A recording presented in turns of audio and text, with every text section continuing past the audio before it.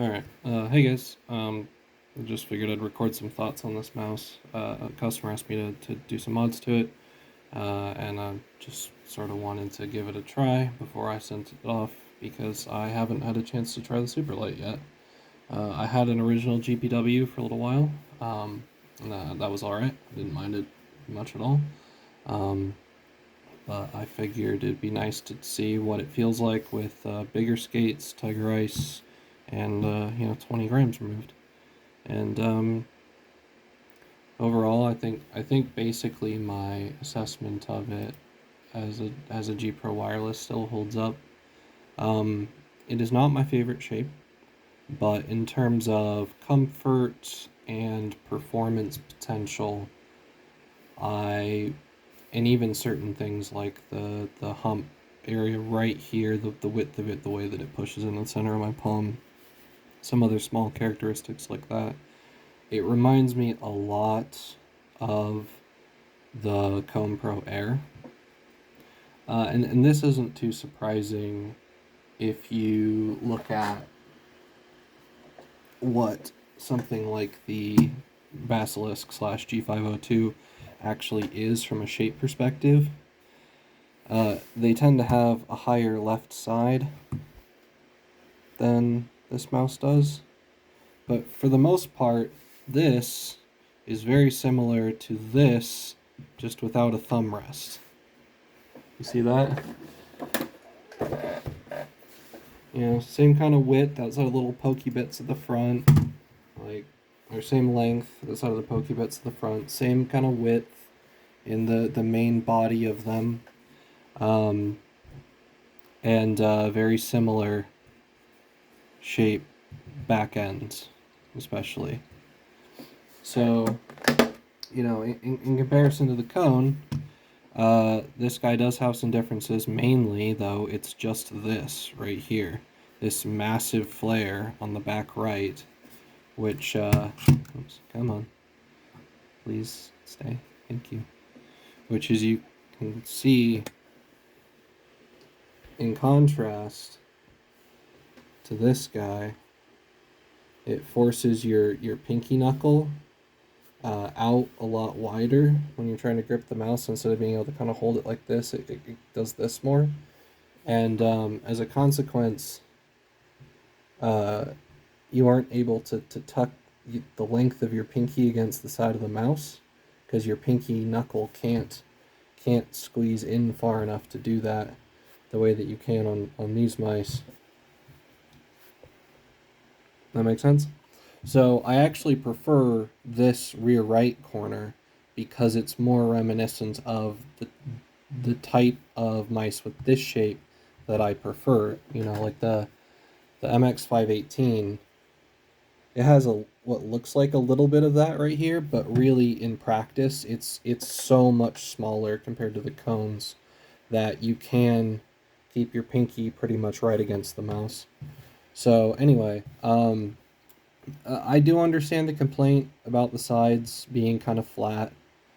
They are a little bit bland, and I think the mouse could be improved in that area. Also, the little sort of ridge that they molded into the side here is a bit of an interesting placement, because it sits behind where I really want my pinky to go, and I also don't lift the mouse with my pinky that much. I tend to lift it with my thumb, ring finger, and pinky knuckle. So I guess I would have liked to see them put more effort into sculpting this area to provide more grip, and then potentially trying to do something with this thumb divot on this side. Because it's one thing to have a symmetrical shape if you're going to have buttons on both sides, but like the fact that they put that little crease there on the other side and stuff, they've tacitly admitted basically that this is a right-handed mouse, right? So at that point, you might as well consider doing things that are able to directly benefit the user and make it a more ergonomic shape. And I don't know, I find it surprising that they wouldn't focus on those areas, but I don't know. I suppose that's me normalizing everything to my own experience, because given that my grip is just, I put my palm on the base of the mouse and then just kind of let my fingers relax. I tend to assume that my grip is very normal or like average, and that it's representative of most people, but it's maybe I'm just off base when I say that. Anyway, you'll see some footage I'll cut in here of me doing a bit of aim lab with the mouse. The mods came out really well. The clicks are super crispy and feel great. But yeah, I mean, overall, I think that just strictly from a shape perspective, I wouldn't claim that I prefer this mouse to the Cone, but it's really hard to claim that this is in any way better even than the regular G Pro wireless, because the combination of the fairly lackluster clicks from the optical switches with essentially a complete inability to do anything significant about them, as well as the quite unreliable scroll wheel encoder, it just makes for a recipe that's really tough to build a sense of connection or affinity with. It's like I really want to like this mouse, but it just makes it hard. Whereas in contrast, sure, the G Pro wireless shape, it doesn't really give you anything on the surface to love about it. But if your hands are big enough to kind of be able to grab it properly, you know, and you can get good traction with your pinky knuckle and stuff, and you don't have any difficulty lifting the mouse like this. The complaints about the sides are quite minimal, and it's just one of those things where it's like, I wish you'd do a bit more to give it a bit more of an identity, but from a strictly functional perspective, it's extremely hard to pick holes in this mouse.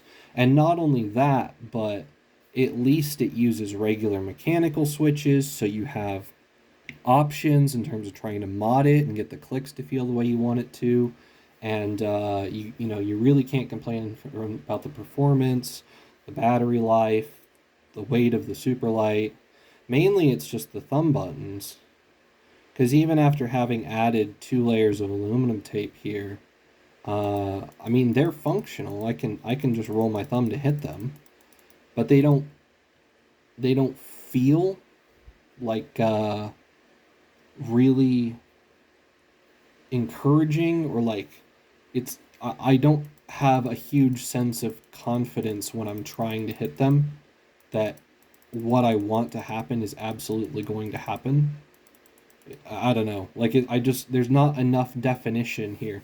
I wish there was just a little bit of material taken out right under the lip of the buttons just to help them protrude from the shell a little bit further. And then I think I would really, really, really like them. The other thing that they did with these switches was that they mounted them down here inside the shell. The switches are actually down here. So you've got this longer lever arm on that the button is using. So it makes the clicks feel mushier because the lever that you push on is longer than the lever that pushes on the switch. So you get reduced tactility out of them. If the switches were in line with the buttons, these side buttons would be significantly better.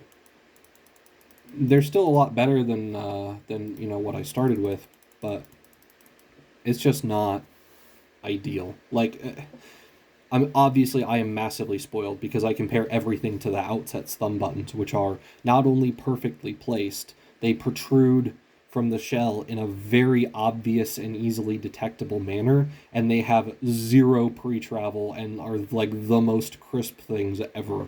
So it's really difficult for any mouse to have thumb buttons that measure up to the Outsets in that respect.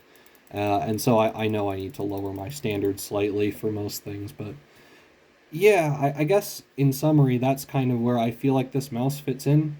It's a bit weird to say it, but at least to my brain, I categorize this with these mice. I don't really look at this as like a, you know, an ambi mouse like a Zowie FK or a a you know, a Razer Viper Ultimate or something like that. To me, it's just It's a G502 with the thumb rest cut off and a bunch of weight taken out. So, I don't know. I think I'm going to probably fix the scroll encoder on this guy and probably end up putting it up for sale. Because honestly, I would rather have a regular G Pro wireless for a similar price to this mouse that I can then mod the switches, take out 7 to 10 grams of weight, and end up with something that has nicer clicks, just as good of a shape overall, weighs the same, and that's just got less features about it that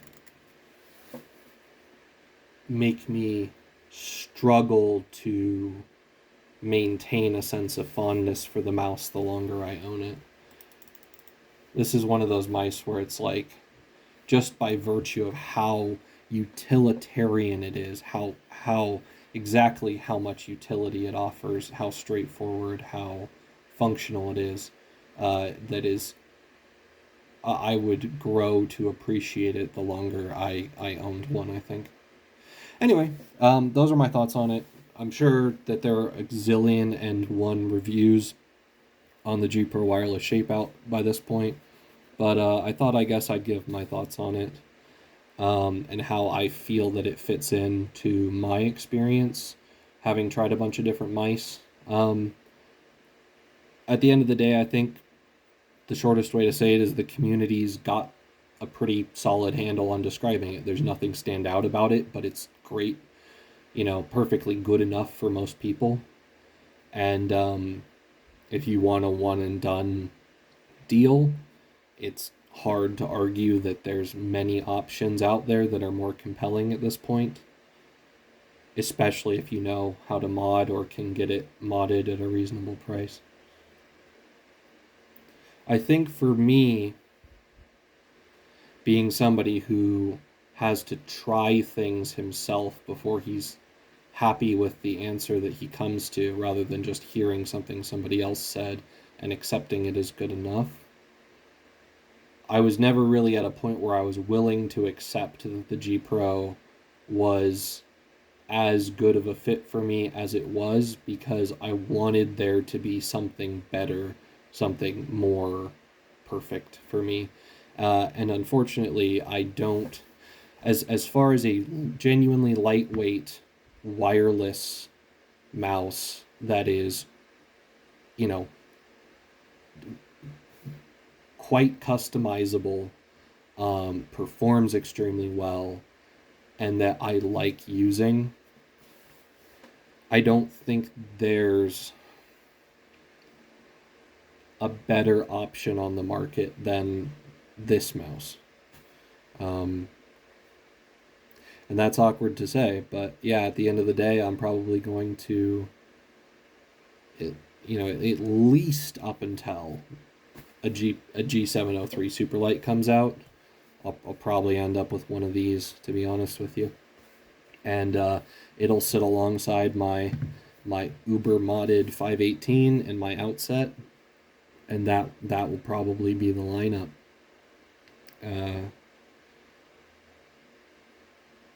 Yeah. All right, guys. Hope you're having a good one, and hope you enjoyed the modding video for this mouse. To the owner, thanks for the commission work. I hope you don't mind me borrowing your mouse for a half an hour to get a sense for what I thought of it as a gaming implement. And yeah, see you guys in the next one.